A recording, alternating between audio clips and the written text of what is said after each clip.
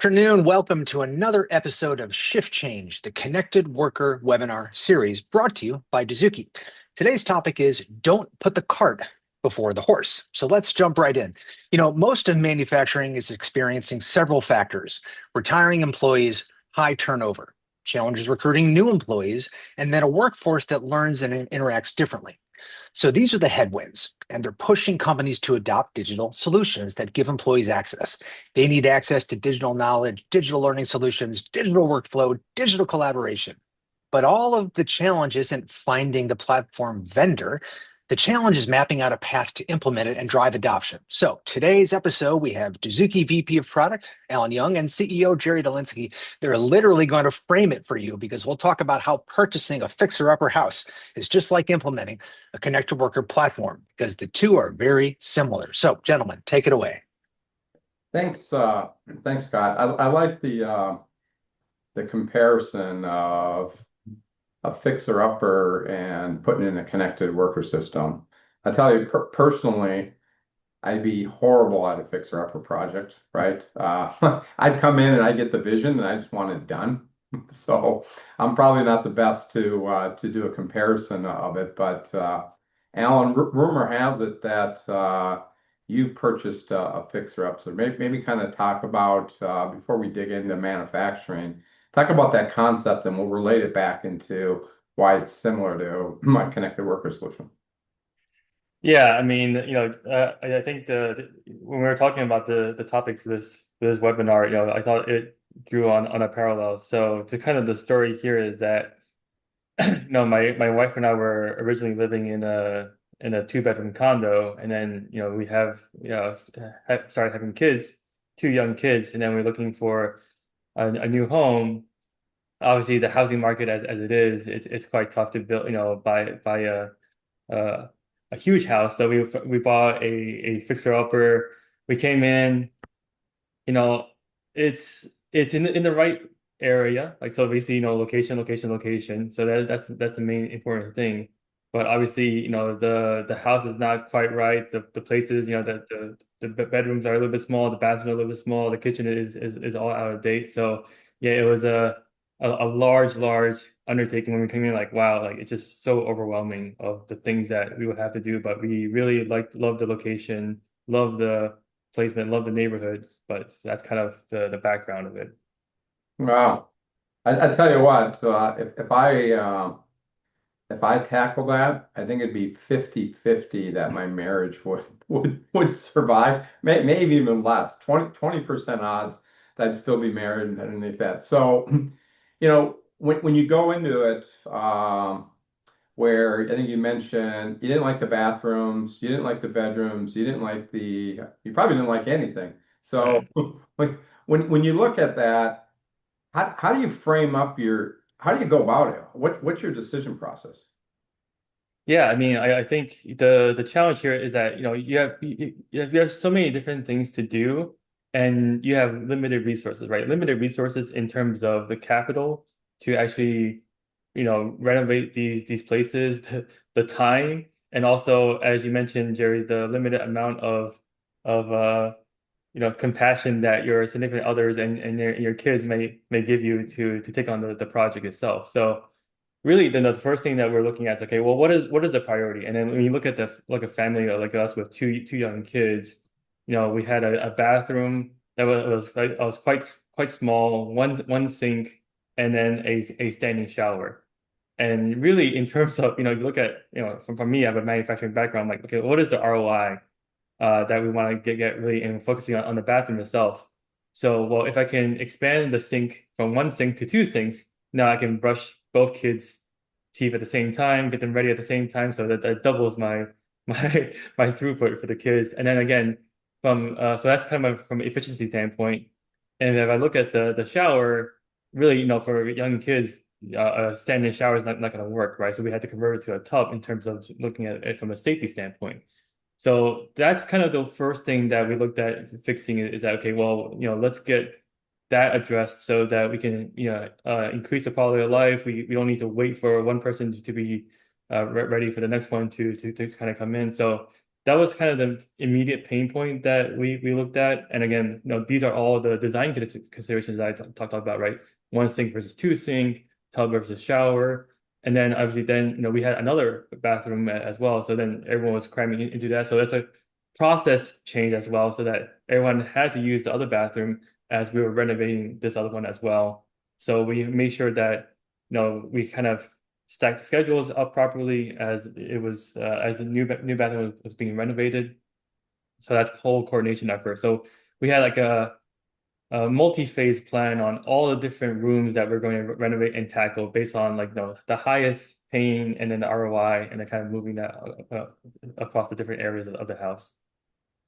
Yeah, it's interesting, right? So I think what I heard there was almost a 3 or 4 step process, right? And I think it can kind of work our way into both the challenges and opportunities of a connected worker and things that we see every day, right? The first one is, as you alluded to, was around priorities, right? Where's the biggest pain, right? And is the pain that if you're going to have to phase this in, is it in the bathroom, is it in the bedroom, or is it is it the kitchen that you want to go? And then from there, making sure that the design is there, the planning, the execution, etc. So when you look at a connected worker platform, it's similar. There's 4 different components. It's not bedrooms and bathrooms, but there's a component around a knowledge base, right? And we see both our customers and our prospective customers around varying degrees of accuracy within that knowledge base. The second thing we see is with the headwinds underneath there of retiring employees of how do I create learning pathways or training programs on a digital platform?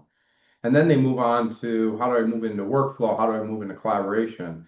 But similar to that, where I think like for myself, where I probably couldn't get through this with my wife doing a remodel because our priorities wouldn't align. But Alan, when you look at it, maybe from a manufacturing side, what's the most important? How do you go after this? Yeah, I mean, I think you need to start at the foundations, right? And then what is the thing that powers everything else? And you can see it, the allusion to that in today's modern world, right? So really, in terms of just knowledge, if you look at AI today, like what is it built off of? It's just built off of all the knowledge that has been trained and accumulated on the internet, right? And then it's using language as a way to deliver that knowledge. I think very similar, connected worker platforms can follow the same model, is that you have your manufacturing knowledge as your core foundation, and learning pathways, training is just a way to deliver that knowledge to the frontline workers, or QR codes is just a way to access that. Operational work forms is a way to access that knowledge. So really, just like I was giving the example of the renovation, it's like the foundation. When you have to rip out all the walls and do the plumbing and electrical, like those are the things that you have to get right first, and then build on top of that versus, changing the color of the wall and then having to rip everything off afterwards.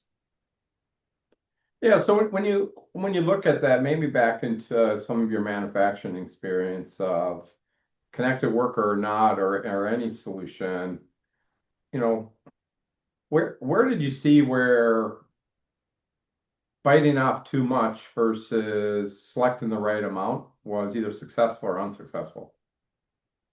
Yeah, I'm gonna go into a long-winded story on this, but I think it's very important. It was not a connected worker platform, but equally as complex, if not even more complicated. So just to kind of set that background, I was working overseas and I was put in charge of a traceability project, right? So basically, traceability is from sourcing from raw material all the way through the manufacturing process to the final product itself. You have to be able to trace the ingredients all the way through, just in case there's a recall or there's an issue with the raw material, you're able to see what finished products were affected by it. So that's kind of the goal. And then to really implement that, there's a warehouse management system that needs to be put in place, and a quality management system, right? So these are kind of the parallels to implementing a connected worker platform as well. So in this facility, little did I know that this rollout had already failed 3 times prior to me coming on board. Um, and then really when you look at it, this was a facility that had over 5,000 employees there. It was a fully vertically integrated plant with multiple work areas. So very, very complex manufacturing processes, a lot of scope to try to attend that at the plant level there. So actually really, it's just to kind of set the background. This is not uncommon to what we hear a lot of our customers deal with as well, is that, we've heard like, hey, we've implemented things like these multiple times and then they failed, or we're very unique in this in this realm in this manufacturing. So really, I want to give some real practical advice for me, and then there are real two key drivers of success here. Really, the first one is around scoping it properly. And the second one is around, what I call the PPT framework, right? The people, process, technology framework. So when we were looking at this project here and it kind of giving you the before state. So before a warehouse management system and before a quality management system, think about the pallets of raw materials that you guys have. People were printing out labels on paper, right? Just opening up a Microsoft Paint and then typing out the material number and then where it was, and they were tracking on an Excel spreadsheet where this material was located. So that already bodes trouble for traceability. And in terms of tracking that material being used throughout the entire manufacturing process, well, there was nothing in place. As you kind of mix the different materials together, how do you know what lot codes are mixed together with what, right? So again, think about that's kind of the before process. The people itself, right? They didn't have access to any technology or tools. They were doing everything manually on a spreadsheet. So the technology was not really there. So then the to be state, we were implementing this in SAP, SAP warehouse management system, SAP quality management system. So when we looked at this, we looked at, hey, well, these are a lot of moving parts. We found the smallest area of the factory that we had a full kind of operational cycle from end to end. And this was a two-person flavor compounding room. So, this is responsible. These are the folks that are responsible for making the flavoring that goes into the toothpaste. So we decided to start there because really, our motto was if you can't do it there, you have no shot of implementing this across the entire facility, which are thousands of people, much more complicated processes there. So we started there because I think it's the right scope. It has the full end-to-end cycle. And then we started to apply the people, process, technology framework. Mapping out what was the current process, people, process, technology today. So we had those two people. What was the current process today? They were doing everything manually. And what technology solutions do we need to put in place?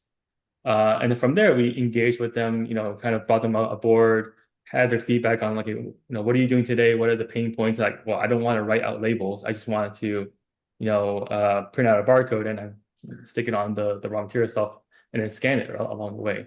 So, as you bring people along the journey, they get more invested into it. And then really, that pilot, that project did take much longer than we expected. It took about 6 months. But again, like a lot of those things that you don't know what you don't know sometimes. And then throughout that one iteration, we made it successful there. And we took a lot of learnings and then really made that the shining example of, we stripped out a lot of manual processes, not unlike connected worker solutions today, where we're digitizing a lot of tribal knowledge or paper documents into digital format. It's a much easier way to access that information. It's a much easier way to get trained. It's a much faster onboarding time for new hires. And then as other areas of the plant saw that success, they were asking to get on to adopt the program itself, even given all the complexity and all the history. So then from there, we kind of scaled it, facility process area by process area over 3+ years, right? So eventually that turned around to be a success. But this is kind of going back to those two fundamental principles: scoping it correctly from the beginning, getting the win there, and then applying the people process technology framework to that, so that you know kind of look at the project all encompassingly, and then kind of move on from there. That's great. I mean, so kind of bringing it back home here to connected worker within manufacturing. I see it day in and day out, even from our 500 plus customers at any one time. We're speaking to another 150 manufacturers. And the common denominator underneath there is still where do you start, right? Because I want to get your your view on it. So just like back into your home, you got to set the priorities, right? Everybody that we speak to, they have the pain and they have the headwinds where I have individuals that are, in some cases, 50% of the people in the plant have been there less than a year. They have a large percentage of people that are leaving that domain knowledge. But unless you still, like we talked about last time, you got to put an ROI together. How do you go about it, right? If I'm in a mid-sized plant with 350, 400 employees, I have a lot of lines, I have a lot of stuff going on. Where would you start? I mean, how do you determine that? Yeah, I think, in the previous webinar, we also kind of touched on this topic too, of being able to kind of map back and then kind of start with the outcome first, and then map your way back and work your way backwards to where you want to end up, right? So in terms of really working in these large corporate enterprise manufacturing, you gotta, at some point you need to, you need stakeholder buy-in and executive level buy-in. So you need to look at, okay, what metric does my leadership care about, OEE? And then what area of OEE has the biggest issue right now in terms of pain point? Is it quality? Is it productivity? Is it availability? And then really, when you start there, let's say, for example, quality, right? Because there is a lot of turnover. Okay, so then let's say we focus on quality. There's a lot of scrap. Well, what are some of the reasons of that scrap? Oh, well, we have a lot of new hires. The assembly process is quite complex, so that's causing a lot of scrap of the material. So then you apply, okay, how is the connected worker solution help us reduce that scrap by onboarding new people, by documenting the right processes. Maybe there's some tribal knowledge that the more experienced operators knew about that the new ones don't. And then when you start to look at that, it's like, okay, well, now I can equate that to the ROI now, right? So I can reduce the scrap by implementing a knowledge solution, by implementing training that affects my overall quality levels, how that affects my OEE. Then when I go present it up to my executive level stakeholders, it's a much easier story to get buy-in. Okay. So if I run down that path with, let's say in your example, we all know we can put together an ROI on scrap, right? And related to, I mean, poor quality is gonna impact scrap because if it's quality and you throw away the product underneath there. So I've identified the area. I have the knowledge, but I have new workers coming aboard. One of the things that we continue to hear from there with how do I capture that knowledge, right? How do you go about it with it? Do you just take what you currently have and repurpose it on a digital platform? Do you start from scratch? What's the approach to start the project? Yeah, I think it's a little bit of both, right? You got to start somewhere. You need to have current standard processes, right? Because usually those, from a engineering standpoint, from a process standpoint, those are methodically laid out, right? How do you actually kind of go about the entire manufacturing process? So I would use that as a starting point. But then again, back to the people process technology framework, you will start to engage your frontline operators, because usually in my experience, what I've seen is that whatever has been documented as part of that process is actually never what's being actually performed on the factory floor, right? So then you will get their engagement like, hey, this is what we think the process is today. What are your thoughts, right? It's like, okay, well, actually, we don't do this way.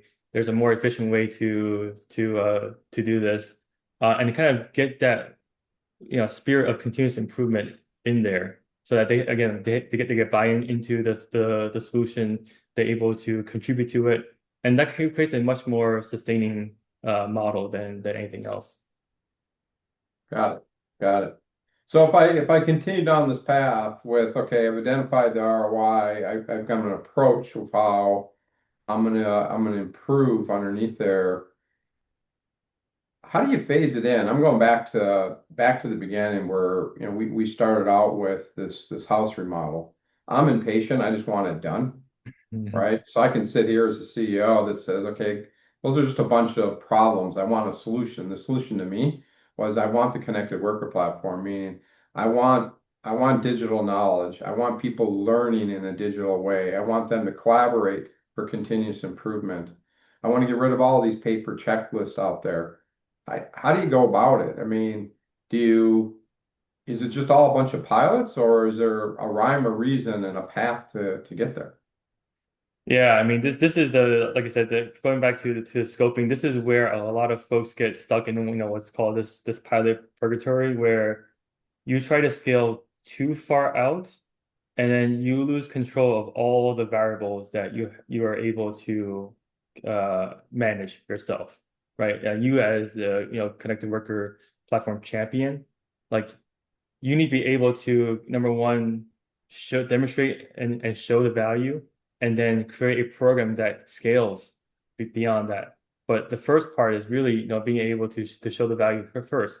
Now we talked about, the scrap reduction. Like you don't need to move huge numbers, right? You just need to like say, hey, like, well, I reduced, this before it was like five units of scrap, and I reduced it by one.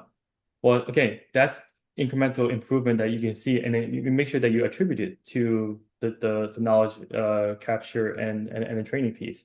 Because what happens there is that once you have that initial kind of signal, then you can say, okay, well, how do I start to scale this? I have a lot of learnings already. This is what frontline operators liked. This is what they didn't like. This is a better way to document it. So again, that's how I would suggest people to start off with, is like really just maybe start off with a team of 5 people in a particular area that you know really well, that you've mapped out the entire process, and then like the current process today, and then the new process, right? So before, if and maybe just kind of jumping to example on breakdown, right? On availability, because we'll have these lines that break down all the time, just do small things. And then the frontline operator would sit there and wait for the maintenance tech to come. And 9 times out of 10, it was always the same issue, right? So then, but the waiting for the maintenance person to come could be 3 or 4 hours. So now you have 3 or 4 hours of downtime. But if it's always, really, a kind of a couple different things to try, we empower the operator to do those things.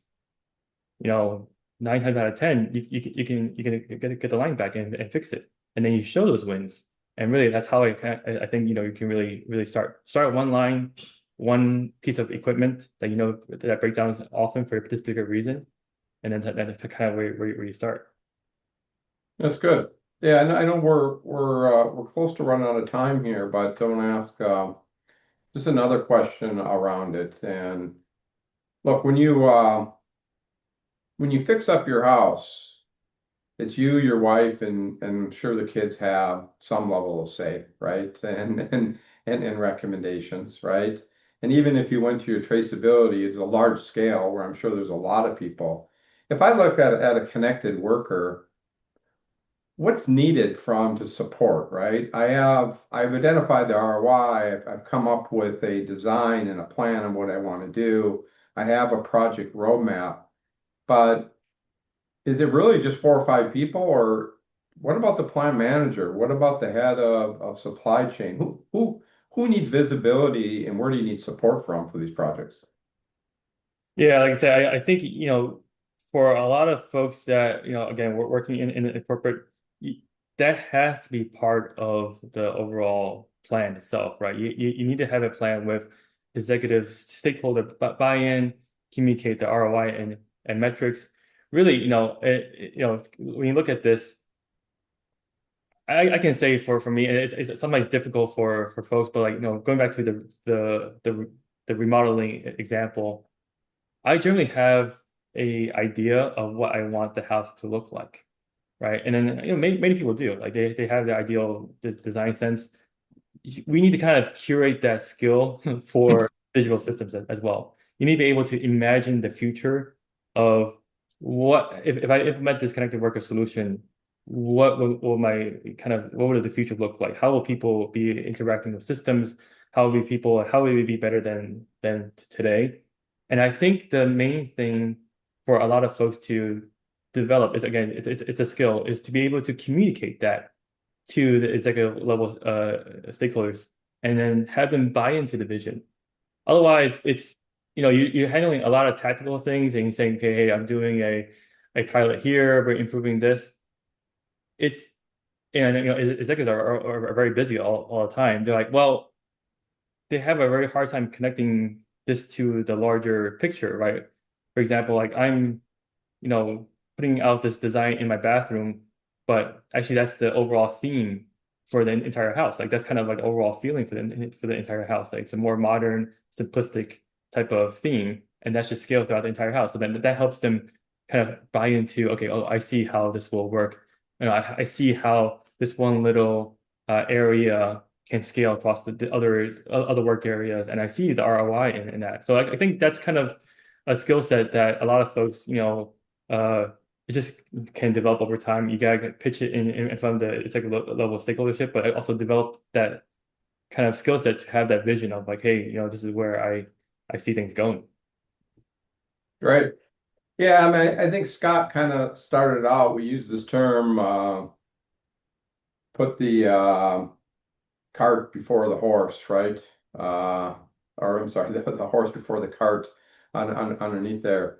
And in reality, we see this time and again underneath there is people have this whole vision of where they want to go. They kind of get stuck around either overcomplicating, over designing. And I think the message, and I'm sure Alan and I, if our head of customer success listens to this, he's going to say we either overcomplicated it or didn't have enough detail, because there's much more into it. But I think the basis of it is like a fixer upper, right? It's you have a plan, you have pain.